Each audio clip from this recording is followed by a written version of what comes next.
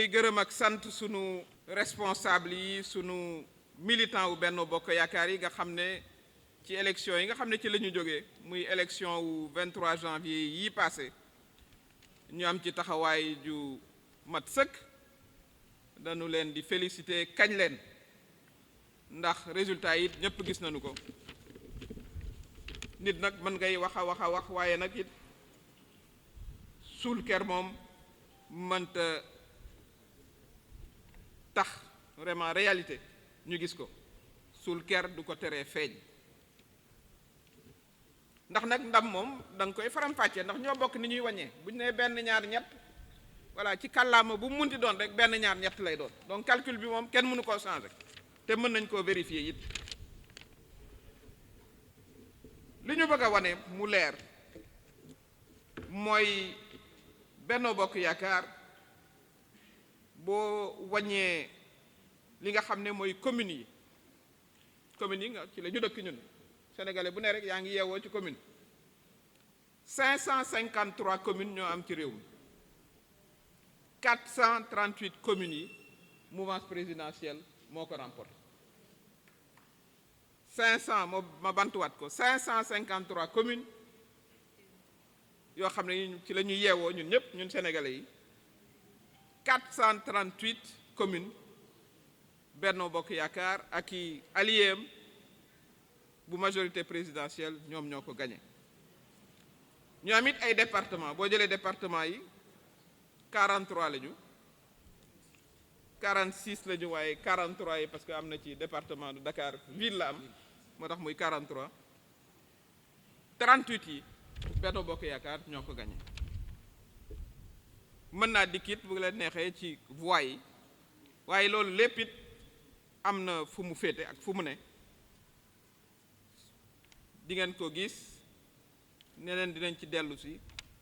la majorité présidentielle a obtenu une large majorité ak boo noo ëlbatee mbir mi rek ak noo ko analyser rek muy ci wàllu voix ci wàllu nombre commune ci wàllu département gañewuñ fépp nag ndax moom yàlla rek ay matale lépp te ñi fi nga xam ne gañewuñ ko it sunu responsable yi xeex nañu fa waaye sénégalais yi ñoo choisir nañ leen di encourager bu ko defee ñu delluwaat buum ca mboy ga pour que élection yi ñu jëm foofu ñu am fa ndam lii nag mooy li am nit nag mën ngaa wax a wax ba defee ne mën ngaa fexe ba jant bi du feeñ waaye loolu mënta nekk moo tax ñuy woo sunu responsable yi góor jigéen mag ndaw sage yi nga xam ne yi ñoom la ñu bokkal coalition bi pour que nu fexe doonaat doonoon nañ ko waaye yokk unité bi ci sunu biir jamono ji ñu wax am nañ plus de 130 responsables yu kawe yoo xam ne yi sunu président coalition président Macky Sall yónni na leen ci biir réew mi ñu ngi waxtaan ak suñuy responsable pour fexe vraiment ñu gën a doon benn bu ko defee ñu gën a am unité ni ma ko waxee pour fa ñu jëm ci élection législative yi fi ñu toll nii sax bëri na suñu ay responsable yoo xam ne yi ci yeneen i liste lañ demee woon doon maire ñu ci bëri ñu ngi dellu siwaat fi nga xam ne mooy seen kër fa lañ bawoo woon muy Benno Bokk Yaakaar kon loolu dañuy encourager vraiment suñu responsable yépp nu fexe ba li nga xam ne mooy intérêt suñu coalition ñu jiital ko bu ko defee suñu unité ñu gën koo renforcer bu boobaa résultat yi nga xam ne am nañ ko ci élection municipalité mu leer nañ ne résultat yu positif la ñu gën koo yokk gën a yokk li suñu ancrage ci biir réew mi li nu gis nag jamono yi mooy opposition boo xam ne bi xëy na parce que lépp it ci politique rek la ñu ko wéer bëgg na nu wax yoo xam ne yi méngoowul ak li am indi yeneen i voilà problème jaxase xelu sénégalais yi waaye sénégalais yi ay borom xel lañu xam nañ ne sunu démocratie bi démocratie bu dëgër la démocratie boo xam ne këf yóbbuwu ko ndax nit ñi dañuy yeewu voilà di déglu rajo di seetlu nit ñi ku ci ne ñuy déglu sa discours bu ko defee bu élection jotee ñu xëy dem wote ji loolu nag moo fiy continuer am fii ci Sénégal incha allah te am nañu yaakaar ni bu nu continuer waxtaan ak sénégalais yi yokk suñu communication gën koo leeral waxtaan ak xale yi jigéen ñi ndaw ñi ma taxaw ci ndaw ñi damay fàttali ne président de la république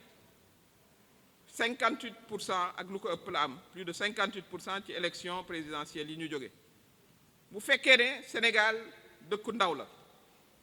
boo jëlee téeméeru xale juróom-ñaar fukki yi boo dee jëlee téeméeru sénégalais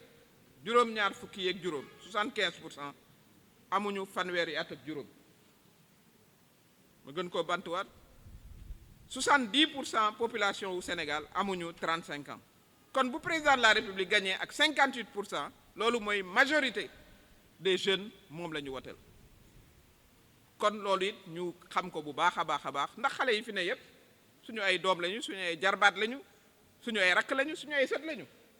amut ay un Sénégal de jeunes buy dund fii ak un autre Sénégal buy dund feneen amul ñun ñoo leen bokk njaboote rawatina nag ñun jigéen ñi nga xam ne ñoo leen jur kon ñooñu it dinañu continuer suñu waxtaan ak ñoom wan leen li nga xam ne président def na ko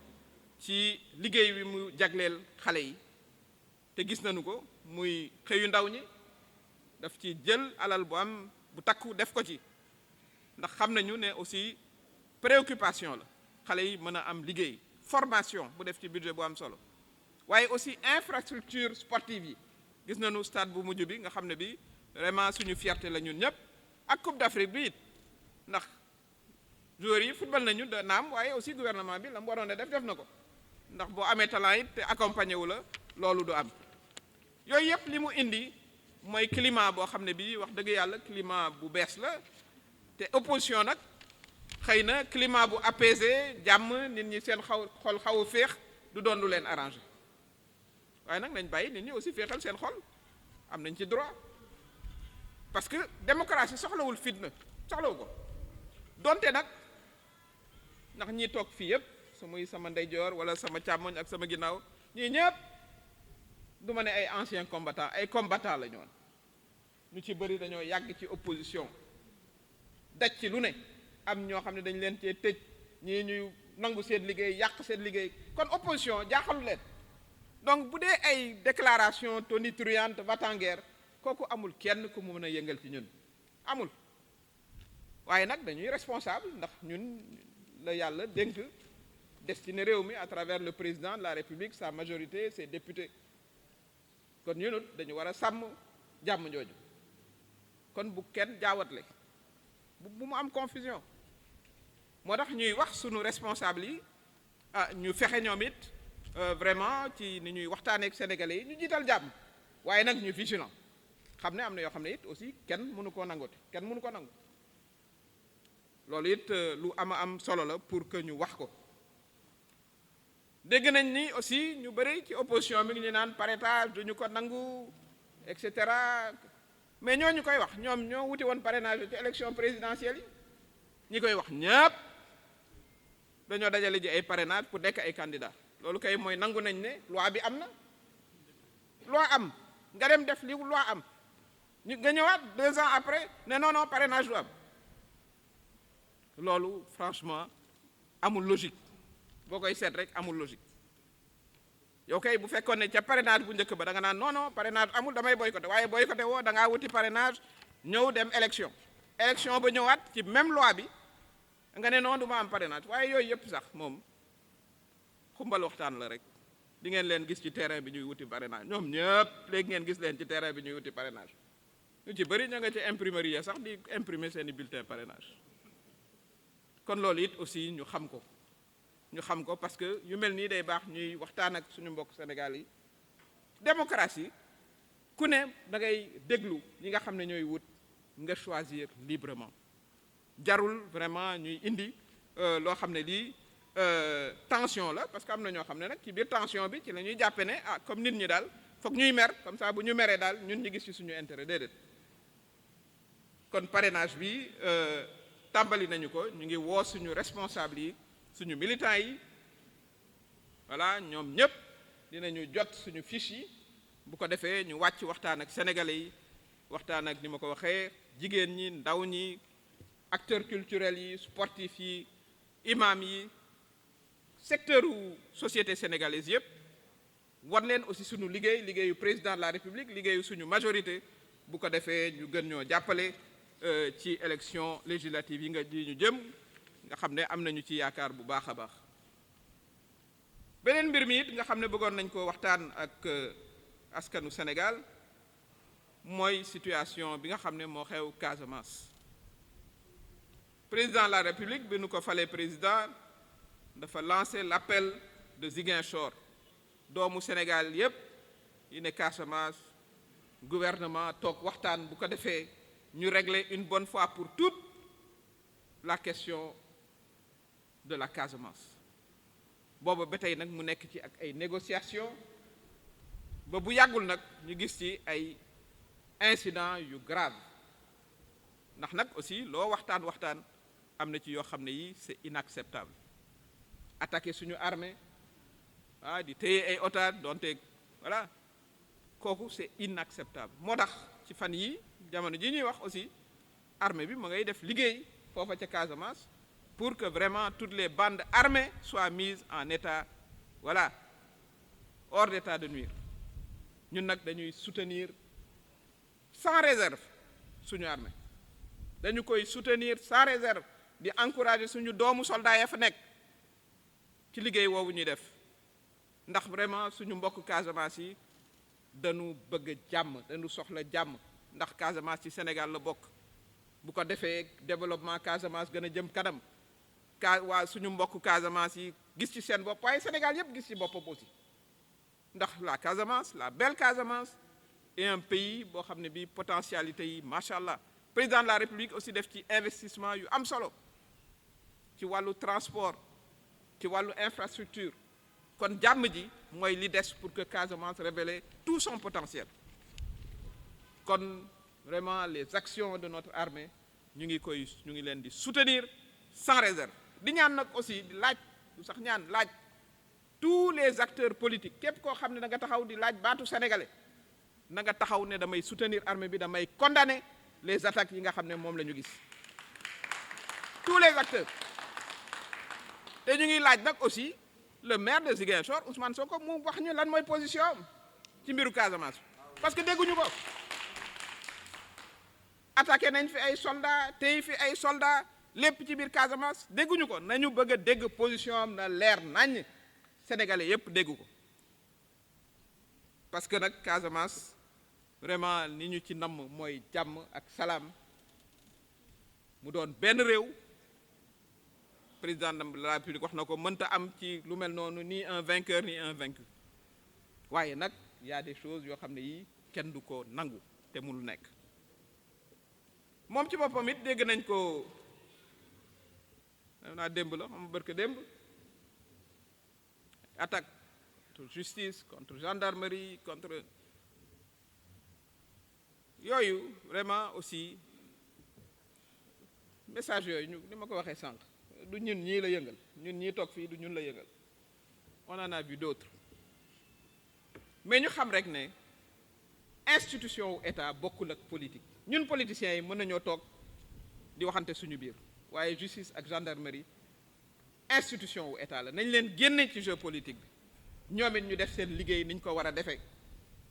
loolu mooy li nga xam ne mooy li war a am te gaw ma ne ñoom it voilà mën nañ leen a impressionné ba ñu def seen liggéey nañu def seen liggéey mais ñu xam ne il n'y a pas aussi loo xam ne lii war naa mën a tax ñu jàpp ne Benno Bokk Yaakaar parce que xam naa ne di ngeen ma ko laaj affaire dossier justice dossier boobu nga xam ne soxna suñuy wax soxna si Sarr waaw yooyu moom ñun vraiment bu ñu ko laajee sax yenn saa yi on ne sait même pas pourquoi parce que du ñun ñooy joxe rendez-vous ca Sweet Beauty nag na mbir ma tudd sax Sweet Beauty la du ñun ñoo fay joxe rendez-vous du ñun ñoo fay yóbbu kenn du ñun ñoo fay forcer kenn ku ñu fa tuumaal yow yaay dem face à la justice nga expliqué wu ndax du affaire politique c'est une affaire strictement privée kon na justice régler affaire privée boobu loolu la ñu bëggoon aussi wax ko sénégalais yi dégg ko ndax nag aussi sénégalais yi war nañ di leen gindi di waxtaan ak ñoom di leen jox aussi la bonne version des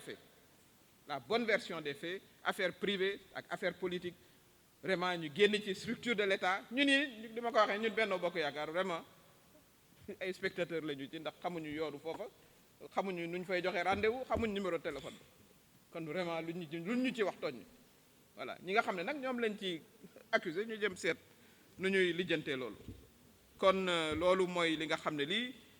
moom la ñu bëggoon a waxtaanee ak yéen journalistes yi ak sunu responsables yi nga xam ne ñoo ne ci réew mi wax leen aussi gën leen a kañ ci turu président de la République mi nga xam ne mooy suñu président wu coalition ak turu responsable yi toog fii yépp coalition Benno Bokk Yaakaar waaye la grande majorité présidentielle bi nga xam ne ñoom ñoo toog fii wax leen ne nañu jiital fulla ak fayda niñ ko mës a defee liggéeyu parrainage bi ñu dugg ci kër yi waxtaan ak nit ñi wax leen suñuy réalisation bari nañu ndax fii nag depuis 2012 li ñu fi def ci réalisation suñu loxo ca kaw kenn mësu ko fee def kenn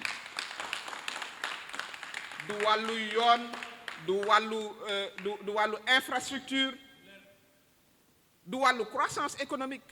kooku aussi mën nañ cee débattre mën nañoo toog ñu am benn jury ñi taxawee gauche ñu taxawee droite ñu génne suñuy chiffres wane ko mu leer nañ te loolu it def naa ne sénégalais yi comprendre nañu ko waaye dañuy gën a waxtaan ak ñoom voilà suñu responsable yi ni ma ko waxee jiital aussi yiw parce que nag Sénégal dëkku yiw la loolu la ñu xam dëkku yiw la waaye nag aussi attention voilà attention aussi suñu responsable yi aussi ñu vigilant provocation aussi mënuñ ko nangu loolu it mënul la nekk parce que démocratie moo ko soxlawul démocratie sénégalaise soxlawul